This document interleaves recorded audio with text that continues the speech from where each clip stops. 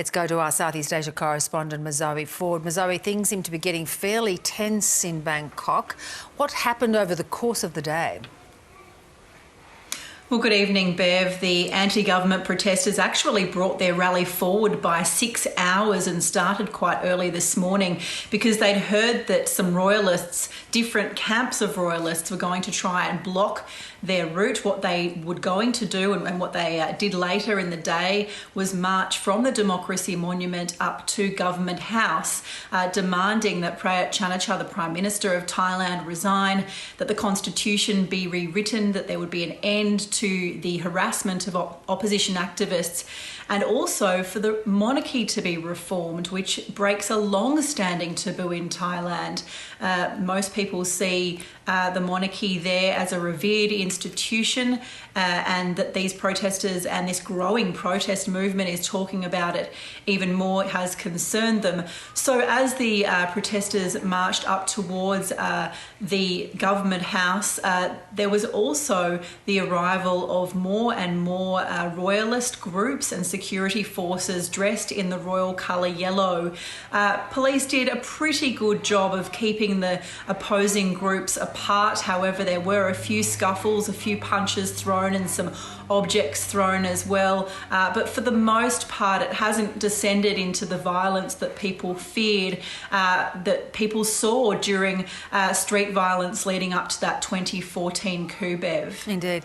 Well, the anti-government protesters, though, Mazoe, seem to be quite determined. Do you feel that they've got strong support in terms of what they're hoping to gain? Their support was growing over the course of 3 months. This protest movement started really back in August, and every time these protesters have held a rally, it has gotten bigger and bigger, it has to be said. Today it's a weekday, a work day in Thailand, and there are still thousands of people who have turned out. They've become more bold in their demands, and they're not afraid of being arrested. We even saw 20 of these activists arrested just yesterday. They were setting up a tent for today's rally to have a bit of a marshalling zone ahead of the march. They clashed with police, some threw blue paint at them. 20 people were arrested because of all of that. But they don't seem deterred, Bev. They seem to want to carry on with their demands for monarchy reform, for the Prime Minister to resign, the Constitution to be rewritten, and the end of harassment to those opposition activists. The monarchists also seem to have quite a lot of support. Is it as broad as, I mean, they're all dressed in those yellow shirts, and you referenced those terrible clashes between the red and yellow shirts in 2014. But do the monarchists also have broad support? Well, they will certainly tell you that the answer to that is yes.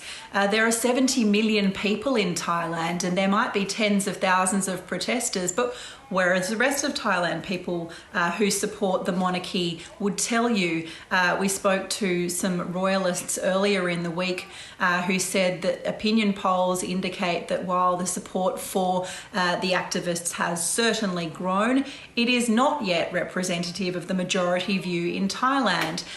Thai people grow up knowing that the monarchy is to be respected and revered. That is what they're taught at home, in their schools, universities, in the workplace. You go to the movies and there is the picture of the Thai king on the cinema, and the anthem plays at school on assembly every day. So to break this long-standing taboo, as the protesters have by calling for monarchy reform, is unprecedented in Thailand.